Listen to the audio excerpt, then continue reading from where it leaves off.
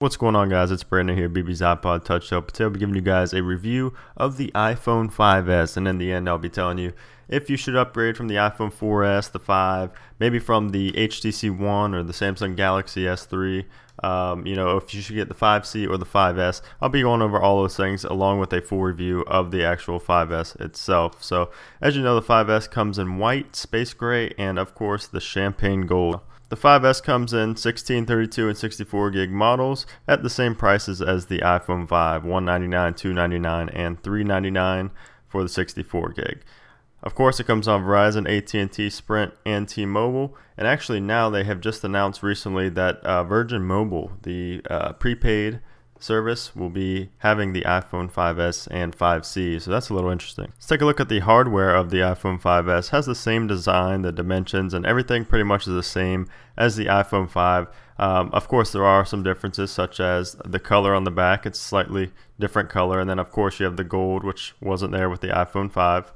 And if you take a look down at the home button, you now have something called Touch ID, which I'm sure you've all heard of. It's the fingerprint scanner on the iPhone 5S, which allows you to unlock your phone and also make purchases in the iTunes store or App Store without having to put in your password. You actually just scan your fingerprint. Every once in a while, though, you will have to put in your password, so it's not like it's a full replacement. You do still have to remember your password, such as if you turn your phone off and restart it, you will have to put in the password. You can't put in your fingerprint. You have to put in the password first. Along with the App Store, if they have some kind of update to their user agreement or something like that, every once in a while you will have to put in your password for the iTunes Store as well. So it's not a full upgrade, but you do use it a lot. And I've been getting a lot of questions asking if it's really a big difference, if it saves time, if it's more convenient than having the slide to unlock. And that's really just personal preference. I personally like it. It works about probably 7 to 8 times out of 10. I do have a screen protector that kind of goes over the home button a little bit, so it's a little bit tougher for me. But if you just have it without a screen protector or case, anything getting in the way, it should work pretty much, I think, 8 to 9 times out of 10. So it is very accurate, and it can save a lot of time. Again, it's personal preference. I suggest you go to the Apple Store and try it out for yourself and see if you like it. The camera was also improved in the iPhone 5S. Has the same 8 megapixel camera, but it has a 15 times larger sensor. The pixels are bigger, has a larger aperture, and just things look a lot better. The colors look a lot crispier, and everything just looks a lot better quality-wise. It's hard to explain without actually looking at the pictures side by side, but there's just better exposure and lighting for the pictures because it uses the new True Tone flash, where it basically just takes all the colors from the environment and offers the best flash tone for it. So it's really cool technology, and it's not in any other phone right now. There's also burst mode, which if you hold down the shutter button when you're taking a picture, it will take a bunch of pictures at one time, and I'm not sure how many you can go up to. I went up to like 40 or something like that, and then I just stopped. I'm not sure how many. You can probably go to as many as your phone can hold, but once you go through this burst mode, it actually allows you to pick out the best shots and save those shots. So it's really cool. It's really cool. It's something to mess with. If you're really into photography, then the 5S is definitely a great upgrade for you, depending on what you're coming from.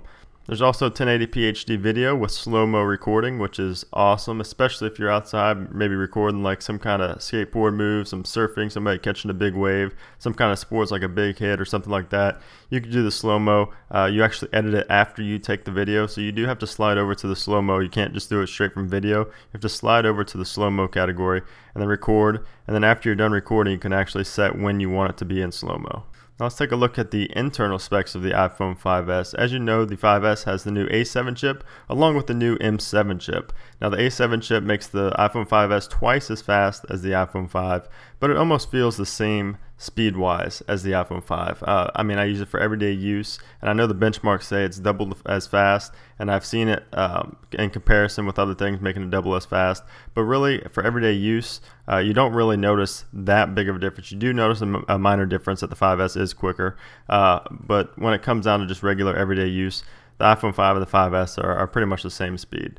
Now, I say the iPhone 5S and the iPhone 5 are almost the same speed when it comes to everyday use, but when it comes to gaming, the iPhone 5S is extremely fast when it comes to loading and just the gameplay in general. I did notice a big difference when comparing the iPhone 5 and the 5S when it comes to gaming.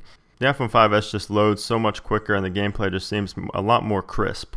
Now the M7 chip, this is something just like the Touch ID that's going to be our future. This is what's going to be on a lot of phones in the future, and of course the 5S is the first one to have it. The M7 chip is basically just a motion sensor that can tell if you're stable, moving, walking, driving, etc. And you know, not many apps right now take advantage of it because it's so new. The iPhone 5S is still so new, but it actually it can count your steps a lot more precisely than a pedometer or something like that, or some of the other apps on previous phones. And as you see in this app right here, you can see that it basically took my data. I just installed this app today, and it can go back. As long as you allow it in your settings to be able to access this stuff, it can go back and see for the last 7 days how many steps you walked and you know how many miles you drove and things like that. So it's very, very cool. And the great thing about this motion sensing is that there's no background app running at all, and it doesn't drain battery at all. I actually didn't even know that it was working until I got this app and saw that I could go back on those days, and it actually had that data stored inside the phone and was able to display that to me. If you're into fitness, then the iPhone 5S is a no-brainer. You should definitely upgrade if you're really into fitness and you take you know, jogs every day and you have your iPhone with you, but you also have to have that pedometer on your side. You can lose the pedometer and just use your 5S. And you know, just get there's some great apps out there that you can get to take advantage of this. Of course, the iPhone 5S comes preloaded with iOS 7, which I'm not really going to talk too much on this because I'm sure you all have it right now, have used it, and have heard about it and things like that. But just the slide up settings, the built-in flashlight, everything's just so much easier to navigate through and just so much simpler.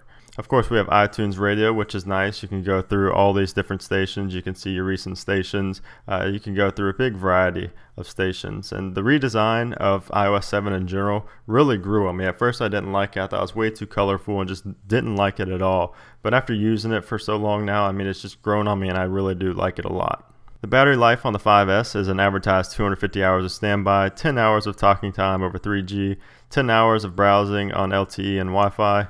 And I noticed that my battery usually lasts all day, and I don't usually have to charge it until night or in the morning, so that is a positive. Again, this is something just like the speed. I did notice a slight difference in battery over from the iPhone 5S to the iPhone 5, but it wasn't anything major. It wasn't anything like I was hoping for. I was hoping that the 5S would have a lot better battery than the 5, but it didn't really wow me. I guess they're waiting for the iPhone 6 for the big battery upgrade. So overall, the iPhone 5S is a great phone, but some of you are wondering if you should upgrade from the iPhone 5.